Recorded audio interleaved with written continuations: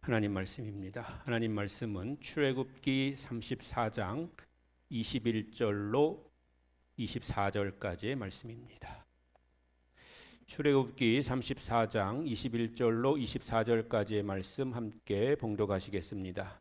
너는 엿새 동안 일하고 일곱째 날에는 쉴지니 밭 갈 때에나 거둘 때에도 쉴지며 칠칠절 곧 맥추의 초실절을 지키고 세 말에는 수장절을 지키라. 너희의 모든 남자는 매년 3번씩 주 여호와 이스라엘의 하나님 앞에 보일지라. 내가 이방 나라들을 내 앞에서 쫓아내고 내 지경을 넓히리니 내가 매년 3번씩 여호와 내 하나님을 뵈려고 올 때에 아무도 내 땅을 탐내지 못하리라. 아멘. 호사 할렐루야. 오늘 맥추감사주일입니다. 맥추감사주일은 주일 이름이고 절기 이름으로 말하면 맥추감사절이죠.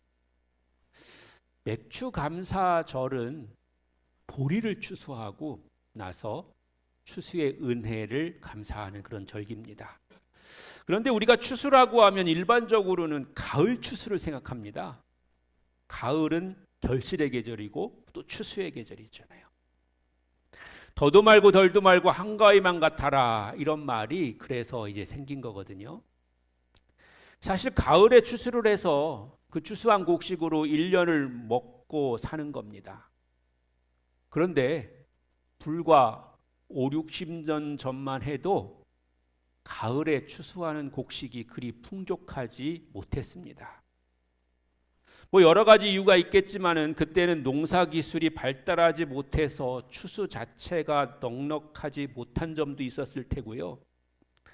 그러나 또 한 가지 더 중요한 사실은 추수한 곡식을 내가 모두 가질 수 없는 그런 농사 구조였습니다. 왜냐하면 내 땅에서 농사 짓는 사람이 그리 많지 않았기 때문에 추수를 하고 나면 지주에게 소작료를 주게 되고 그거를 주고 나면 먹을 양식이 넉넉하지를 않았던 거죠. 요즘으로 말하면 아주 비싼 월세를 내고 장사를 하는 거하고 비슷한 그런 상황인 거죠. 그래서 그 기간이 6개월이 채 못 돼서 먹을 거 떨어져 버리고 맙니다. 그래서 봄이 시작되는 시기에 먹을 것이 떨어지게 되고요. 그때를 가리켜서 우리가 춘궁기라고 그렇게 부르는 거죠. 이 춘궁기 때에 가장 기다리는 거는 보리를 추수하는 겁니다. 왜냐하면 보리를 추수해야 먹을 양식을 얻게 되기 때문에 그렇습니다. 물론 이때 거둬들이는 양식이 보리만 있는 것은 아닙니다. 대표적인 구황작물로 감자나 메밀도 있습니다. 그러나 감자와 메밀이 곡식을 대신할 수는 없었습니다. 보리는 쌀을 대신하는 양식이었기 때문에 그렇고요. 보리도 우리가 쌀이라고 부르잖아요. 보리쌀. 그래서 보리가 중요했던 거죠. 그래서 보리의 추수는 거의 죽어가는 생명을 살리는 것과 같습니다. 그러므로 맥추감사절은 추수를 감사하는 절기이기도 하지만은 생명을 감사하는 그런 것입니다. 추수가 됐든 생명이 됐든 맥추절은 감사의 절기입니다. 여러분 가운데 혹시 내가 가지고 있는 것이 다른 사람에 비해서 좋은 것이나 또 풍족한 것이 하나도 없어서 감사할 거리가 없다고 생각하시는 분이 계실 수가 있습니다. 그러나 감사는 다른 사람과 비교해서 하는 것이 아니고 내가 가지고 있는 거 그 자체로 하는 겁니다. 감사는 작은 것부터 큰 것까지 모든 것을 통해서 감사하는 것이고, 그리고 그 모든 감사는 하나님 앞에서 귀한 것인 줄로 믿습니다. 세계적인 설교가 스펄전은 이런 유명한 설교를 했습니다. 촛불을 보고 감사하면 하나님은 전등불을 주시고, 전등불을 보고 감사하면 달빛을 주시고, 달빛을 보고 감사하면 햇빛을 주시고, 햇빛을 보고 감사하면 하나님은 영원히 지지 않는 은혜의 빛을 주신다는 것입니다. 모름지기 크리스찬이 일상생활에서 작은 것부터 감사하게 되는 것이고요. 그렇게 될 때에 우리에게 하나님은 더 큰 감사를, 더 많은 감사를 더해 주실 줄로 믿습니다. 여러분, 감사하시기 바랍니다. 감사는 하나님이 그리스도인들에게 주시는 축복의 만능 열쇠입니다. 만능 열쇠를 가진 사람은 어디나 들어갈 수 있습니다. 무엇이든지 할 수 있습니다. 그래서 구약 성경에는 시편을 중심으로 해서 여호와께 감사하라, 그는 선하시며 그의 인자하심이 영원하미로다 라는 그런 표현이 여러 번 나오고 있고요. 또 신약 성경 데살로니가전서 5장 18절에는 범사에 감사하라, 이것이 그리스도 예수 안에서 너희를 향하신 하나님의 뜻이니라 라고 말씀하고 계십니다. 우리에게 향하신 선하고 인자하심이 영원하신 하나님께, 그리고 예수님의 사랑 안에서 감사하기를 원하시는 주님께 감사로 영광 돌리시는 여러분들이 되시기를 바랍니다. 그런데 맥추절의 또 다른 이름은 초실절입니다. 초실절은 처음 익은 열매를 하나님께 드리는 그런 절기입니다. 잠언 3장 9절에 보면 내 재물과 내 소산물의 처음 익은 열매로 여호와를 공경하라 라고 명령하고 있습니다. 보리수확은 1년의 모든 수확의 첫 번째는 아닐 수 있지만 첫 번째 수확을 기념하는 절기인 겁니다. 처음 것을 하나님께 드리는 신앙은 하나님을 믿는 사람들의 오래된 전통이기도 합니다. 처음 것을 하나님께 드림으로써 내게 주시는 모든 것이 다 하나님께서 주시는 것이고 내게 있는 모든 것이 다 하나님의 것임을 고백하는 것입니다. 그래서 구약 성경에는 초태생을 하나님의 것으로 모두 다 거룩하게 구별해서 하나님께 돌리도록 명령하고 계십니다. 이스라엘 백성이 출애굽할 때 이스라엘의 장자와 첫 새끼들이 어린 양의 피로 인해서 구원받게 되는데 바로 이것이 유월절의 시작인 거죠. 성경을 통해서 한번 살펴보시겠습니다. 출애굽기 13장 1절로 2절, 12절로 13절입니다. 시작. 여호와께서 모세에게 일러 이르시되 이스라엘 자손 중에서 사람이나 짐승을 막론하고 태에서 처음 난 모든 것은 다 거룩히 구별하여 내게 돌리라. 이는 내 것이니라 하시니라. 너는 태에서 처음 난 모든 것과 내게 있는 가축의 태에서 처음 난 것을 다 구별하여 여호와께 돌리라. 수컷은 여호와의 것이니라. 나귀의 첫 새끼는 다 어린 양으로 대속할 것이요 그렇게 하지 아니하려면 그 목을 꺾을 것이며 내 아들 중 처음 난 모든 자는 대속할지니라.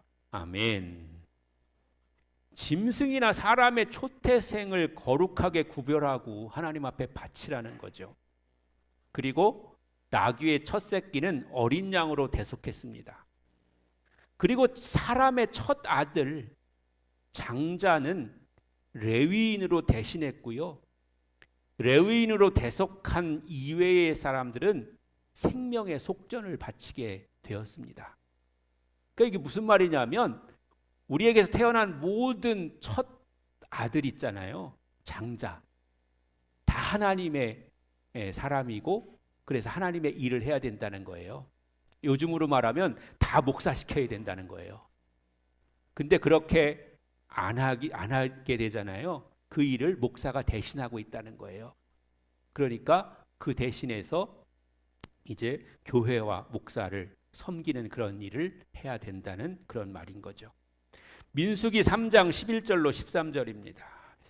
시작. 여호와께서 모세에게 말씀하여 이르시되 보라 내가 이스라엘 자손 중에서 레위인을 택하여 이스라엘 자손 중에 태를 열어 태어난 모든 자를 대신하게 하였은즉 레위인은 내 것이라. 처음 태어난 자는 다 내 것이문 내가 애굽 땅에서 그 처음 태어난 자를 다 죽이던 날에 이스라엘의 처음 태어난 자는 사람이나 짐승을 다 거룩하게 구별하였으니 그들은 내 것이 될 것임이니라.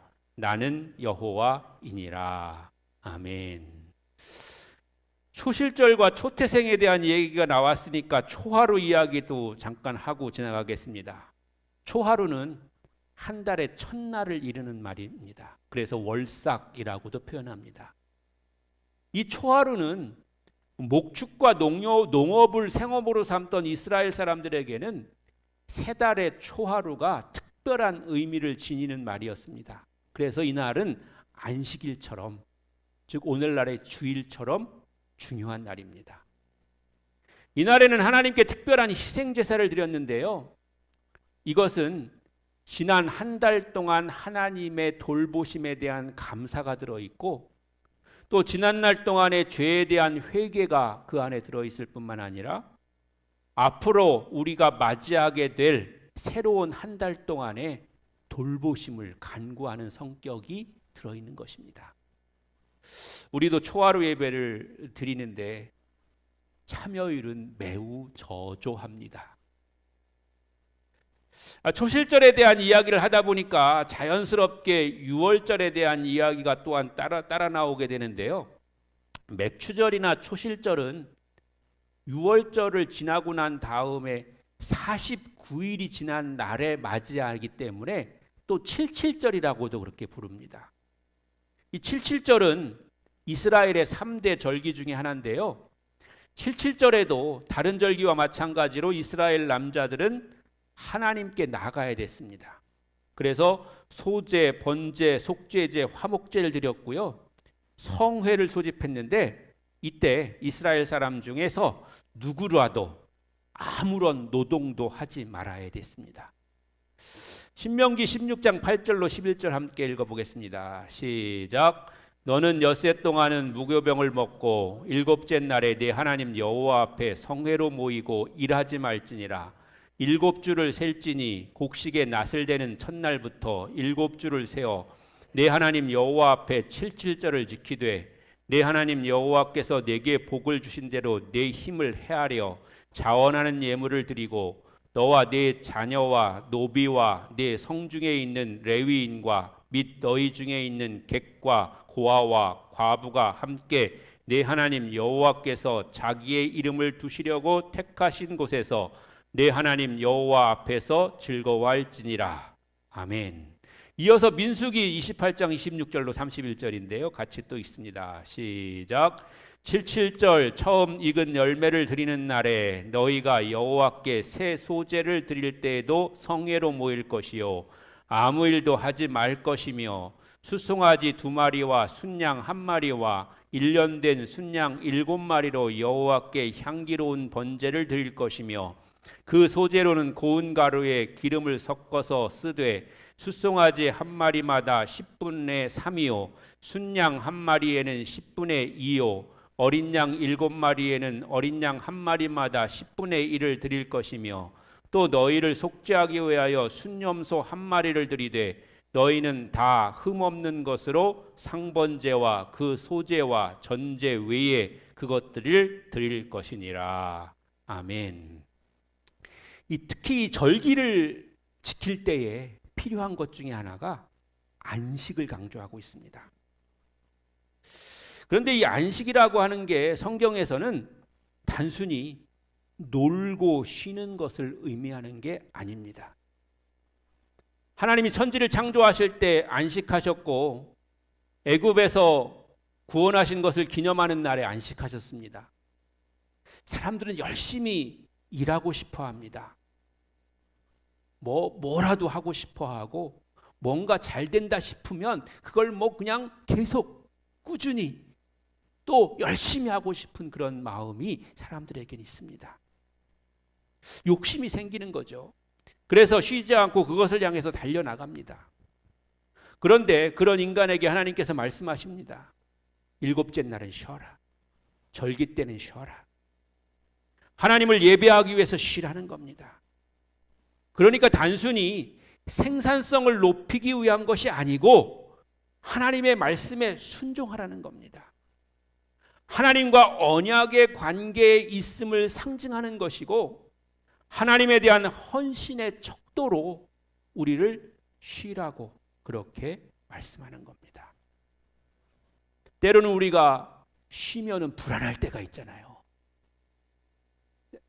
특히 공부하는 학생들 중에 열심히 공부하는 그런 학생들은 막 자기가 조금 노는 게 굉장히 막 그게 힘들고 어렵고, 내가 조금 놀면 다른 애는 더 열심히 공부해가지고 성적이 떨어질 것 같고, 막 이런 사람이 우리 주변에는 많지 않지만 텔레비에 보면 그런 사람들이 많이 나와요. 그런데 그런 마음이 인간에겐 다 있다는 거예요. 단순히 공부뿐만 아니라 자기가 좋아하는 일에는 그렇게 하는 사람이 있다는 거죠. 그런데 그런 것에 대해서 하나님이 쉬라고 말씀하시는 것은 물론 육체적인 쉼과 또한 지나친 욕심에 대한 경계도 있지만, 그 쉬는 것을 통해서 하나님을 의지하고 하나님의 언약의 말씀에 우리가 순종하는 그 모습을 보여주라는 거예요. 너 쉬어도 큰 문제 안 생긴다. 너 쉬어도 망하지 않는다. 그리고 쉬는 걸 통해서 하나님을 바라보고 하나님의 말씀 안에 거해라. 이렇게 우리에게 말씀하고 있는 거죠. 요즘 우리의 삶으로 옮겨서 비교해 보자면, 교인들 중에서 교회 행사에 참여하기 위해서 또는 교회 봉사를 위해서 직장에 휴가를 내고 참여하는 분들이 있습니다. 여러분, 직장 생활하는 분들에게서 휴가가 얼마나 소중한 시간입니까? 보통 한 달에 한 개의 휴가가 생기고 1년을 근속하면 한 개가 더 추가로 생기는 거 아니겠습니까?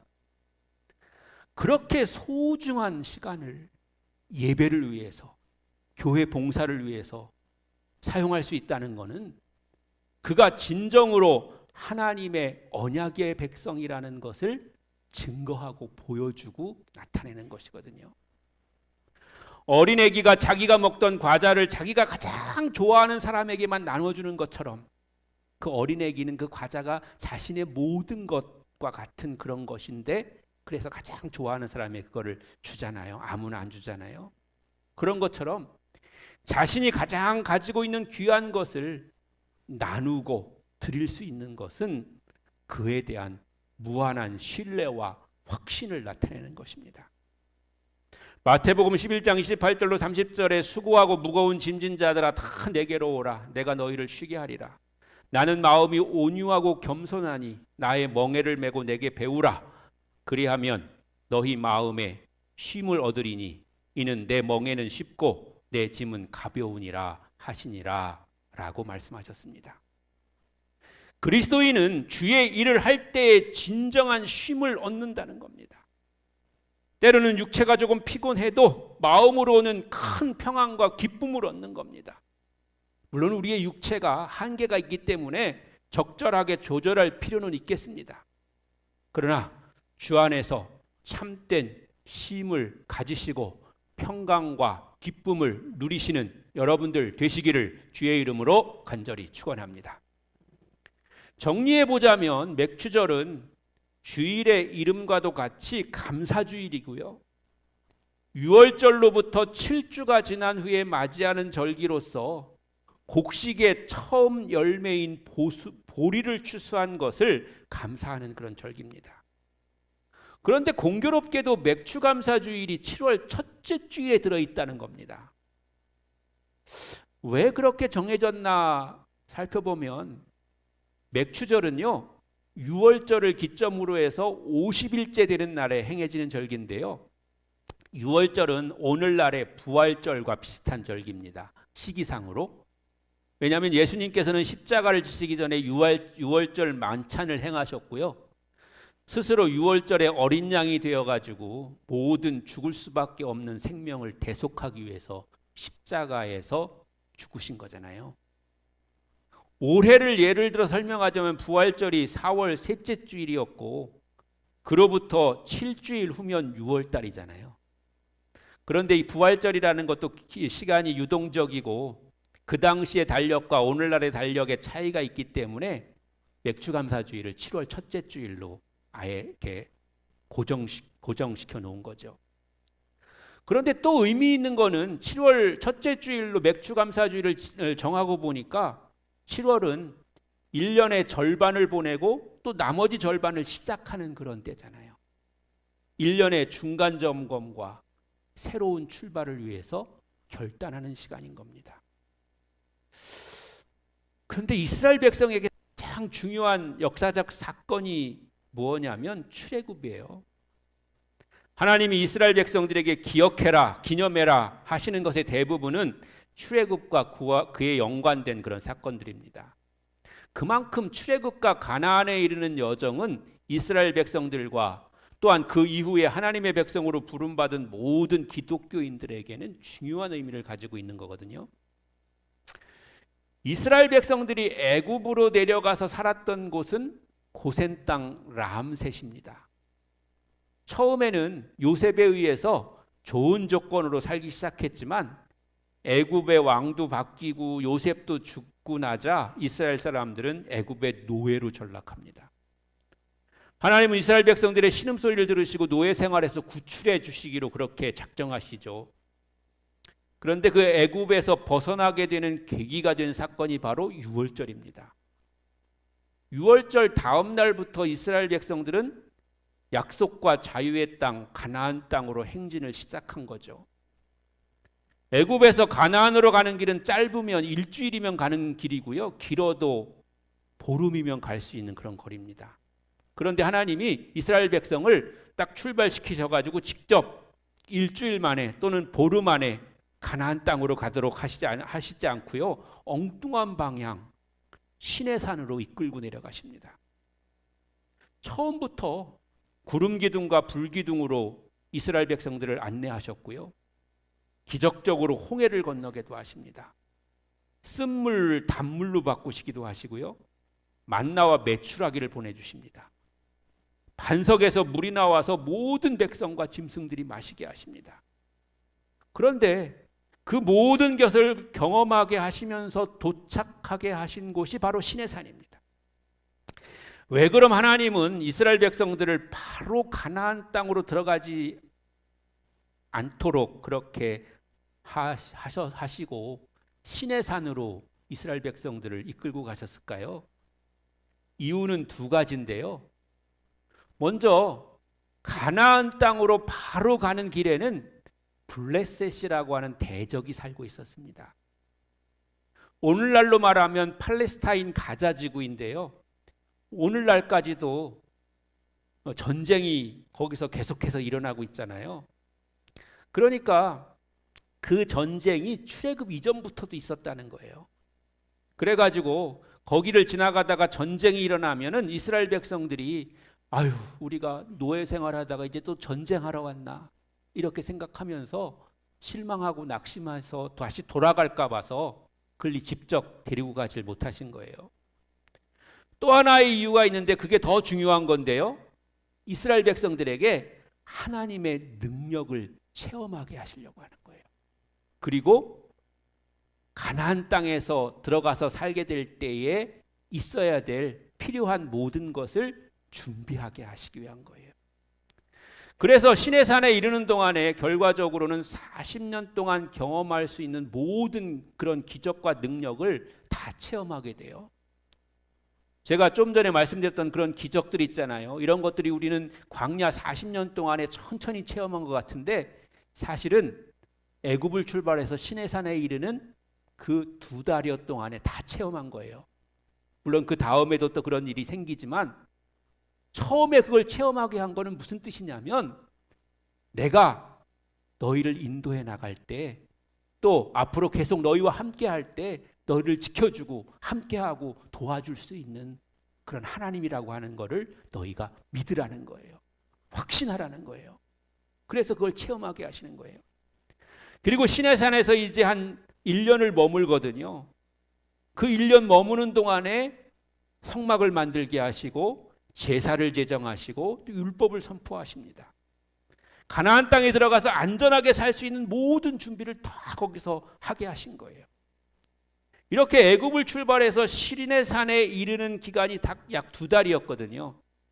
그리고 시내산에 머무는 기간이 1년이었는데 처음에 맥추절이 77절 오순절이라고 했잖아요. 6월절로부터 2달 후인 거죠. 그러니까 이스라엘 백성이 시내산에 머무는 동안이 오늘날로 말하면 맥추절인 거예요.